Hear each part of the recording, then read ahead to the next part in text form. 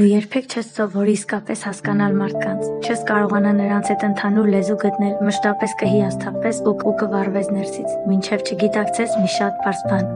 մարդկանց միջև կոնֆլիկտների, հիասթափությունների և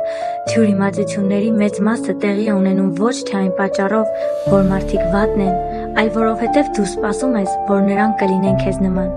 Դիտիր մինչև վերջ, և ես կասեմ ինչպես խուսափես այս սխալներից։ Առաջինը. մարդիկ չեն տեսնում քեզ, նրանք իրենց են տեսնում քո մեջ։ Յուրաքանչյուրը նայում է աշխարհին իր սեփական փորձի ֆիլտրով,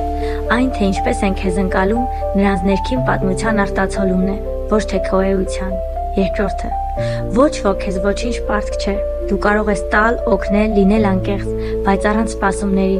քանի որ սպասումները սպանում են հարաբերությունները, արա ցանկությունից, ոչ թե անհրաժեշտությունից։ Երրորդը.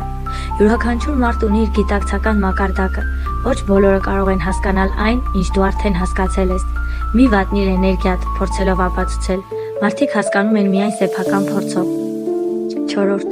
մարդու պահվածքը ինքը մարդը չէ, այլ նրա վիճակը։ Հոգնած, վախեցած կամ վիրավորված մարդը իրեն պահում է լրիվ այլ կերպ, քան խաղաղ ու ամբողջական մարդը։ Մի ընդունիր ամեն ինչ անձնական։ Եվ հինգերորդը. դու չես կարող փոխել մարդկանց, դու կարող ես միայն օրինակ լինել նրանց համար։ Երբ դու աճում ես, ոմանք քեզ հետևում են, ոմանք պարզապես դուրս են գալիս քո կյանքից, և դա նորմալ է։